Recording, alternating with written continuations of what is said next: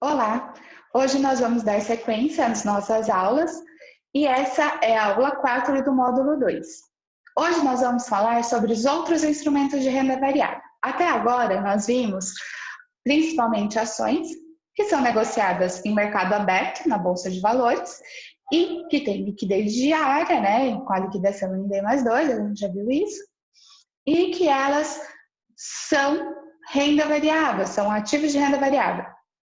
Ou seja, no momento que a gente compra uma ação, a gente não sabe qual vai ser a rentabilidade dela em determinado período. Nós sabemos que elas são uma parte da empresa que compõe as ações como um todo e a gente está comprando parte dessa empresa e negociando parte dessa empresa. Aqui nós vamos ver outros instrumentos além das ações. E quais são eles? Nós vamos falar sobre os ETFs, os fundos de investimento imobiliários, opções, que nós vamos ver que não são ativos e sim instrumentos, e contratos futuros. Nesse vídeo nós vamos falar primeiramente dos ETFs e dos fundos de investimento imobiliários, porque são ativos parecidos na composição. Nós vamos ver por que isso acontece. O ETF vem da sigla em inglês, né, de Exchange Traded Fund. E o que é isso? O ETF é um fundo de ações que tem como referência um índice da Bolsa de Valores. Então, a composição dele é feita com o objetivo de replicar o desempenho do índice em questão. Lembra que na aula passada nós falamos principalmente do IBOV, que é o índice Bovespa? Dentro do IBOV, a gente viu que, principalmente, o que a gente vai ter lá, né? Qual é a grande composição, a maior parte da composição do Ibovespa? Ele é composto por Petrobras, Vale e bancos, grandes bancos, setor financeiro, que tem um peso bastante significativo no índice. O índice é formado pelas principais empresas negociadas em bolsa, a gente já viu qual é a metodologia, e essa composição muda a cada 3 meses e a gente sabe que não muda muito, né? Então, quando a gente fala da movimentação do Ibovespa, a gente sabe que estamos falando de uma forma geral da Bolsa como um todo e que esse índice é composto por diversas ações ali. E o que vai ser o ETF? O ETF ele vai replicar esse índice, ou seja, se existe 10% de Petrobras dentro do índice, quando a gente compra uma cota do ETF, a gente está comprando proporcional a 10% de Petrobras, ok? Assim como todas as outras empresas. A movimentação do índice vai ser muito parecida, a movimentação do ETF, vai ser muito parecida com a do índice. O índice vai replicar, o ETF vai replicar esse índice, ok? Quando a gente fala do BOVA11, o BOVA11 replica o Ibovespa, que é o índice. O Small 11 vai replicar o índice de Small Caps, que é o índice das ações menores dentro da Bolsa de Valores. O DIV 11 vai replicar o índice que é conhecido como IDIV, que é o índice de dividendos, de empresas que distribuem dividendos e que são as maiores distribuidoras de dividendos que a gente tem na Bolsa. Esse índice vai replicar, esse ETF vai replicar esse índice. E o IVVB11 vai replicar o índice S&P 500, que é um índice de negociação, né, o índice de bolsa de valores do SP 500 dos Estados Unidos, mas em dólar, ou seja, a gente vai variar, vai ter 2 variações ali, a gente vai ver exatamente isso lá quando falarmos especificamente desse ETF. Quais são as principais características dos ETFs? A gestão é uma gestão passiva. O que isso significa? Significa que não tem um gestor, não tem uma figura que é responsável pela escolha das ações que vão compor este fundo.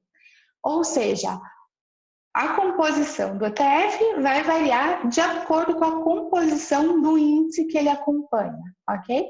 Não tem um gestor que vai ficar escolhendo, fazendo o stock picking, fazendo análise de cada uma das ações para saber quais as ações que ele escolhe e coloca no fundo dele, beleza? Outra característica do ETF é a diversificação. Qual é essa característica? O que isso significa? Diversificação significa que quando você compra uma cota do ETF, você já está automaticamente diversificando a sua carteira. Por quê? Dentro do índice, nós vamos ter diversas ações de diversos setores. Como eu comentei, das principais, a gente já tem ali Petro, Vale, setor financeiro, que são os principais bancos. Ou seja, só nessa citação a gente já vê empresas de 3 setores diferentes, fora todos os outros que também devem ser considerados que também compõem o índice. Além disso, a gente tem o benefício dos custos. Negociar um ETF, né, comprar uma cota de ETF, é muito mais barato do que você entrar em um fundo administrado. O que isso significa? Quando você compra o ETF, a taxa de administração dele é muito mais baixa do que um fundo de ações, por exemplo. E, além disso, você vai pagar também na corretagem, que, mesmo considerando a corretagem junto com a taxa de administração do ETF, a gente não chega muitas vezes nas taxas de administração dos fundos. Por quê? As taxas de administração de fundos de ações, por exemplo, giram ali em torno de 2%. Ok? A do ETF a gente vai ver que é 0,54, 0,62, dependendo do ETF, tá? Além disso, também a gente tem a liquidez. No momento que você compra uma cota do ETF, se você quiser vendê-la daqui 2 dias ou 3 dias, independente de quanto tempo depois você quer vendê-la, você pode. Ou seja, você pode fazer tanto um day trade, um swing trade, que é aquela negociação mais rápida, quanto comprar cotas daquele índice e carregar. A liquidação dela é exatamente como as de ações, que é D+2. Quando a gente fala de um fundo fechado de ações, em média, esses fundos têm uma liquidação de D30, muitos D60, D15, na melhor das hipóteses. Ou seja, no momento que você solicita o resgate desses fundos fechados, você só vai ter o dinheiro, né? Só vai cotizar o resgate daqui 15 dias, 30, 60, dependendo do fundo. Claro que a gente sabe, né? A gente tem todas as informações no momento que a gente entra nesses fundos fechados e a gente está pensando mais a longo prazo, diferente muitas vezes do que a gente pensa no mercado de ações. Você tem a opção de pensar mais a curto prazo ou a longo prazo, ok? Mas você tem o benefício da liquidez. Acessibilidade, você consegue comprar ETFs num lote mínimo de 10 cotas. E muitas vezes, quando a gente fala de fundos de ações, a gente não consegue, a gente tem um aporte mínimo ali de 20 mil, 10 mil, e os ETFs a gente, ali em torno de 5 mil, entre 5 e 10 mil a gente já consegue ter acesso aos ETFs. O lote mínimo de entrada, né, de negociação do ETF são 10 cotas. Os tributos, que são fixos, né, 15% sobre o ganho. Além disso, também tem os reinvestimentos. O que isso significa? No momento que a ação, né, que a empresa distribui dividendos, e você tiver ação daquela empresa e receber os dividendos, esses lucros, né, são reinvestidos, esses dividendos são reinvestidos automaticamente dentro do ETF. E a transparência, você sabe exatamente qual é o peso de cada uma das ações dentro do ETF. E é bastante simples de negociar e investir nos ETFs.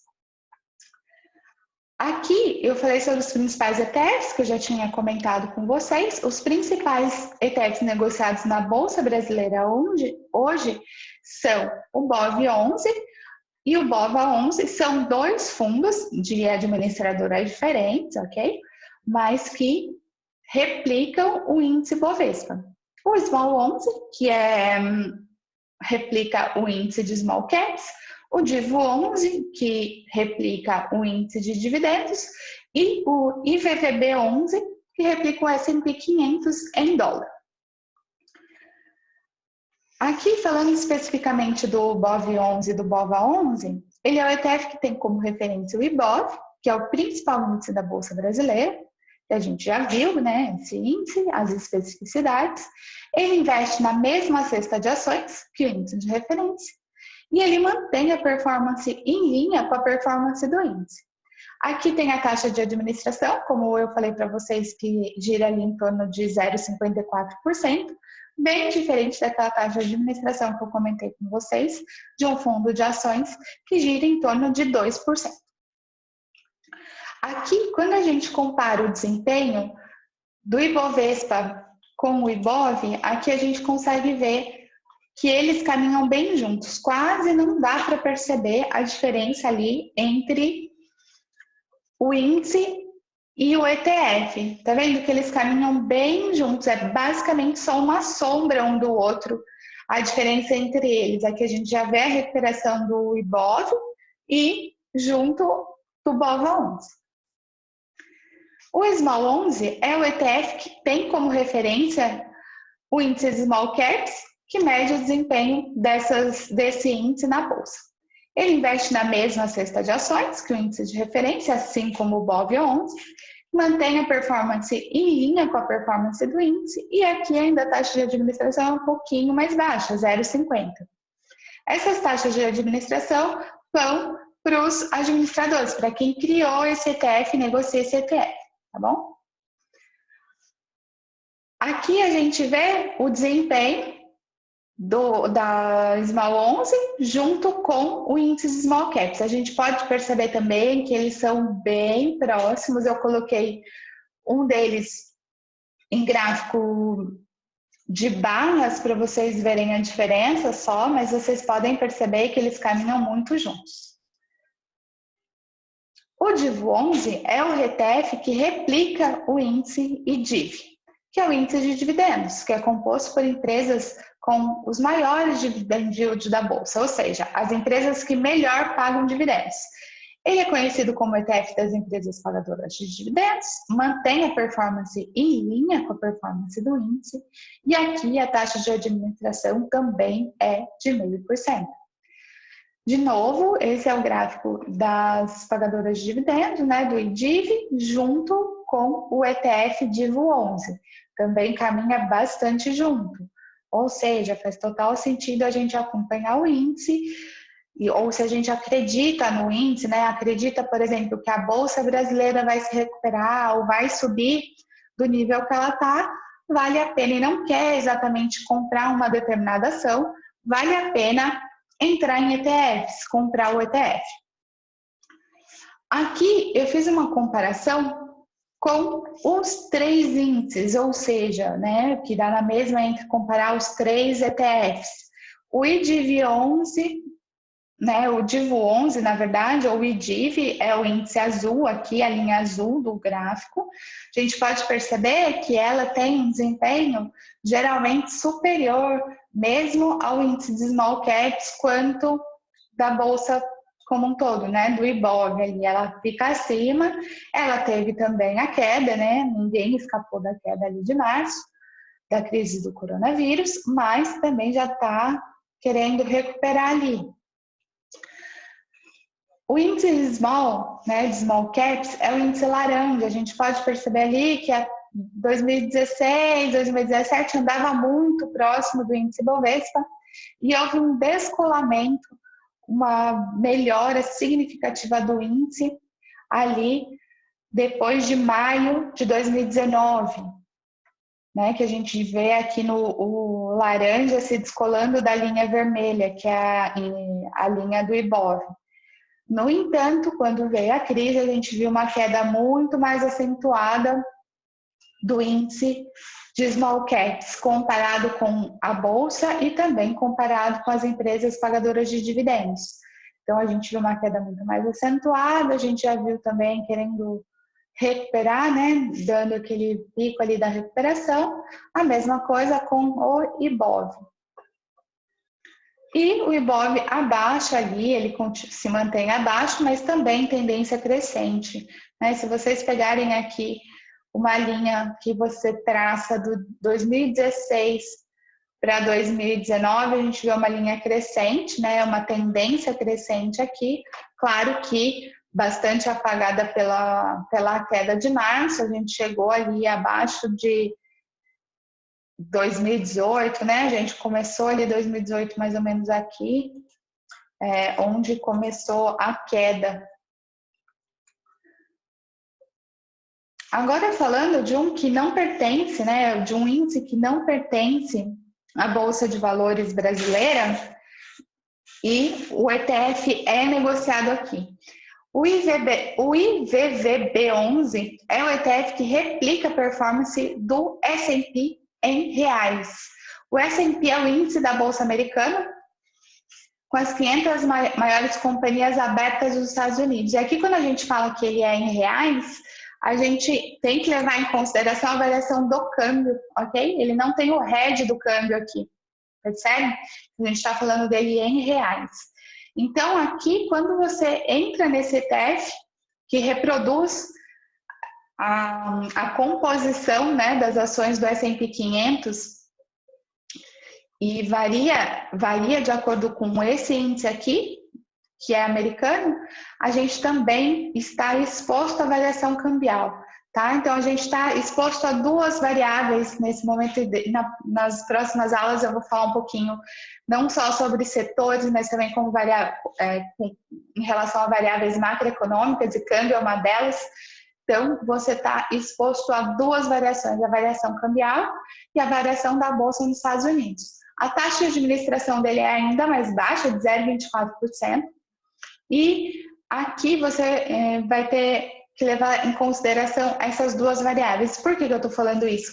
Porque ele vai acabar sendo um índice muito mais volátil por conta da variação cambial. Ou seja, se a gente sofre uma desvalorização muito grande do real, isso vai ser bom para ele, né? Ele vai subir, a gente vai ver aqui no gráfico, já vou explicar exatamente para vocês. E se de repente a gente tem uma queda forte da Bolsa Americana, mas uma alta da moeda, né? Uma valorização do dólar em relação ao real, ou seja, uma desvalorização do real, isso vai acabar equilibrando a carteira do ETF. Aqui a gente pode perceber, a linha vermelha é a linha do índice, do próprio índice lá do S&P 500, que varia em dólar, né? Então, ele tem lá o hedge cambial, ok? Então, a gente vê que ele tem uma oscilação muito menor quando a gente compara aqui com a linha azul, principalmente em alguns momentos. Olha aqui, nesse ponto de 2018, como que o IVVB11 subiu bastante. Por quê? Nesse momento, a gente teve uma desvalorização forte do real. E aqui, olha o que aconteceu na crise. Ele teve sim uma queda muito menor do que a queda que o próprio índice teve, né, que o S&P teve. Por quê? Porque no momento que teve essa queda, o real se desvalorizou muito, que ajudou a segurar essa queda. Tanto que a recuperação dele foi muito rápida, né, do IVVB11, ela foi muito rápida aqui, né? Aqui foi antes da crise, ele superou o ponto que ele estava antes da crise muito rápido. Por quê? Por causa da desvalorização cambial do real, ok? Então, a gente viu essa variação bastante forte aqui, muito maior do que aqui, né? Perceba que na linha vermelha ele quase chega no ponto que ele estava ali antes da crise. Na linha azul, ele mais que ultrapassa, tá bom? Esses foram os ETFs, tá? Quando a gente fala de ETF, então, a gente está falando de um fundo de ações aberto, diferente daqueles fundos de ações de gestoras, que são fundos de ações fechados. Quando a gente fala de fundos de investimento imobiliários, eles também são fundos abertos, mas são compostos por investimentos no setor imobiliário. E aqui, basicamente, eles podem ser classificados em dois tipos. Os fundos de tijolo, que são os imóveis físicos, por exemplo, shoppings, hotéis, galpão logístico, laje corporativa. E os fundos de papel. Os fundos de papel são aplicações financeiras no setor imobiliário, como, por exemplo, LCI, LCA, CRI, CRA, que são o quê? Dívidas relacionadas ao setor imobiliário. Aqui eu coloquei LCA e CRA, falando sobre aplicações financeiras relacionadas a fundos de papel, né? Mas a gente vai olhar principalmente para LCI e CRI, que são relacionados ao setor imobiliário.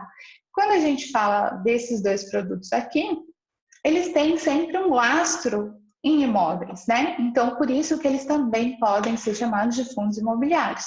Não só os fundos de tijolos compõem os fundos de investimento imobiliário, mas também os fundos de papel, que têm dívida ali dentro, né? Créditos de empresas e negócios relacionados a imóveis e tem o lastro no imóvel, beleza? Quando a gente olha para o funcionamento, como que funciona lá os fundos de investimento imobiliários, os FIIs? A gente viu que os ETFs seguem as carteiras dos índices e aqui os fundos imobiliários, a gente vai ter um gestor que faz o acompanhamento do patrimônio do mercado, ou seja, esse cara aqui vai olhar para os imóveis em si, saber se a taxa de ocupação, né, se a taxa de vacância aumentou ou diminuiu, se o preço dos aluguéis tem se mantido, como que, se ele resolvesse vender aquele imóvel, se teria ou não comprador, se a demanda naquela região aumentou ou diminuiu, se saiu algum empreendimento, alguma melhoria no bairro, para ver se aquele imóvel melhorou, ok? Ele também vai acompanhar a alocação de resultados para obter a máxima rentabilidade, ou seja, saber se os aluguéis aumentam a demanda muito naquela região e etc. Ele tendo uma taxa de vacância, ele pode aumentar também os aluguéis dentro do imóvel que ele tem, né, dentro do fundo imobiliário. Além disso, ele também vai efetuar a compra de imóveis que darão bons aluguéis ou valorização, né? Ou as duas coisas. Então, ele vai fazer a avaliação de aluguéis em linha com o fundo imobiliário que já existe para adquirir novos imóveis. E a negociação dos fundos imobiliários, eles são em mercado aberto, assim como as ações e assim como os ETFs. Ou seja, você também não investe, né, via fechado, né? Você não vai colocar só aquele dinheiro na mão do gestor, você consegue negociar em mercado aberto, você pode comprar e vender a hora que você quiser aquele fundo imobiliário. Os rendimentos dos fundos imobiliários vão vir através da valorização da cota, né? A mesma coisa quando a gente fala de ações, o rendimento das ações também, uma parte vem da valorização daquele papel. E, além disso, vocês pagam aluguéis mensais, assim como se você comprasse um imóvel, quando você compra a cota de um FII, você também recebe aluguel, se você coloca aquilo para alugar. No caso dos FIIs, você não precisa colocar aquilo para alugar, procurar um inquilino, né? O administrador, o gestor do fundo é quem está preocupado com isso, você só entra com dinheiro. E esses aluguéis, claro, por se tratar de vários imóveis, né, ou um imóvel com vários locatários, também esses aluguéis estão sujeitos às oscilações. Por quê? Pode existir vacância, né? O preenchimento das unidades disponíveis para aluguel nem sempre vai se manter constante, ou vai se manter baixo ou nulo. Em algum momento pode sair um inquilino. Imagina que a gente está falando de um fundo imobiliário de laje corporativa e a gente tem um imóvel, né, dentro desse FII tem um imóvel enorme, um prédio, uma torre, numa determinada região de São Paulo e determinada empresa tem ali 6, 7, 8 andares locados, né, ou metade de uma torre locada. E você imagina que, de repente, essa empresa quebra ou precisa, né, vai entregar o imóvel, vai sair dali, ou pode acontecer da empresa simplesmente mudar de lugar, mudar de localização, ou seja, vai abrir, né, vai vagar em pelo menos ali os 8 andares que essa empresa alugava, ok? Consequentemente, o valor do aluguel mensal vai diminuir até que aquele imóvel, aquela parte do imóvel seja alocado para outra empresa, que vai ocupar o lugar dela. Ou não, vai poder ficar vago por algum tempo e o aluguel, né, dessas empresas vão acabar caindo. O aluguel, né, não dessas empresas, desculpa, o aluguel deste fundo imobiliário vai acabar caindo. E quando a gente fala de FII de papel, né, dos fundos imobiliários de papel, eles são atrelados a indexadores, como CDI, IGPM, Selic. Se eles sobem, os dividendos se valorizam, e se eles caem, os dividendos também se desvalorizam. Aqui eu coloquei uma fonte super legal para ter ideia, né, de informações sobre os fundos imobiliários. Quando você investe em fundos imobiliários, da mesma forma que as ações, a gente vai olhar a saúde financeira delas, o setor que ela está inserido, quais as características de cada uma dessas ações, né, da empresa, né, que emitiu aquela ação, a gente vai fazer a mesma coisa para fundos imobiliários. Esse site é um site aberto, né, fiis.com.br, ele é um site aberto, e aqui a gente vai conseguir bastante informação sobre fundos imobiliários. Aqui eu peguei um exemplo, que é o BBPO 11, ele tem renda de gestão passiva, né, como são os fundos lá imobiliários. Aqui ele fala do tipo dele, aqui ele é um fundo de tijolo bancário. O BBPO 11 ele é composto, né, pelos prédios das agências do Banco do Brasil, ok? Então aqui o aluguel dele é um bom aluguel, um aluguel fixo, né? Se a gente começar a pensar que a agência bancária não fica mudando toda hora, né, vagando e diminuindo e etc., a gente sabe que vai ter ali um aluguel constante, bem constante, né, sem muita variação, durante bastante tempo, ok? Aqui sempre vai falar quem é o administrador, nesse caso é o Votorantim Asset.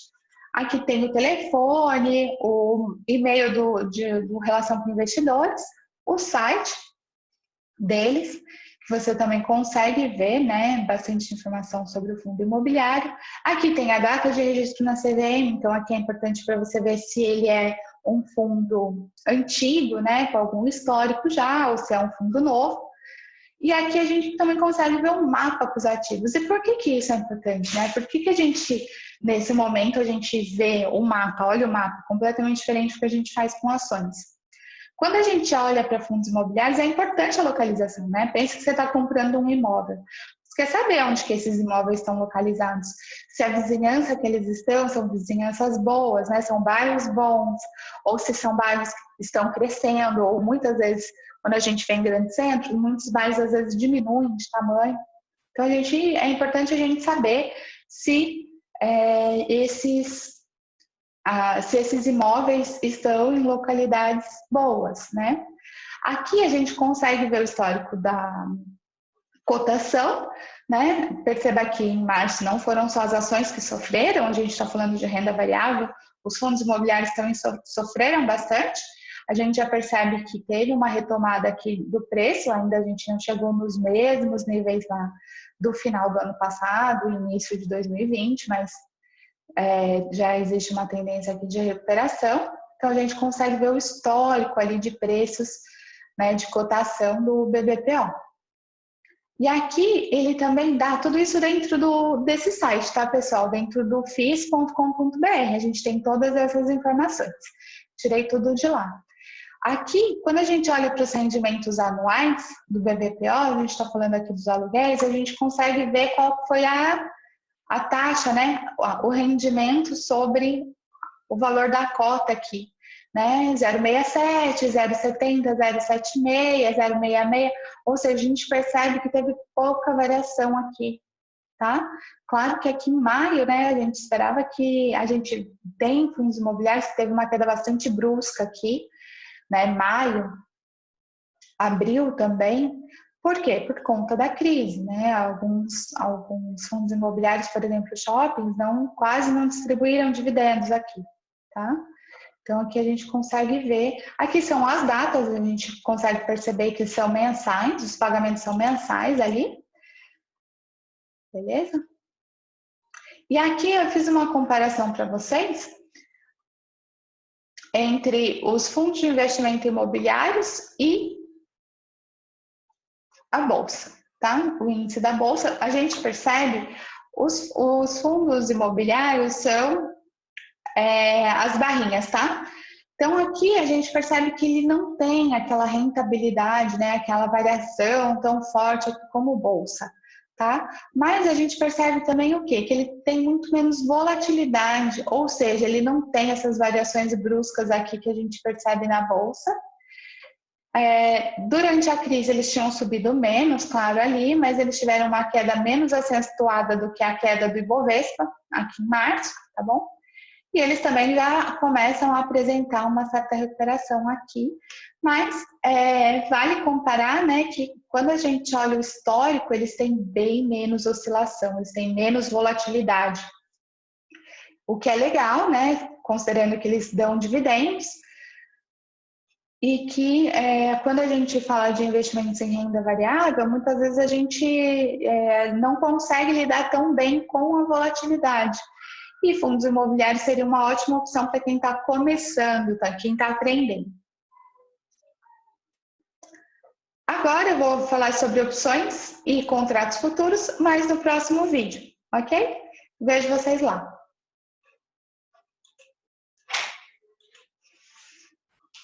Espero que você termine.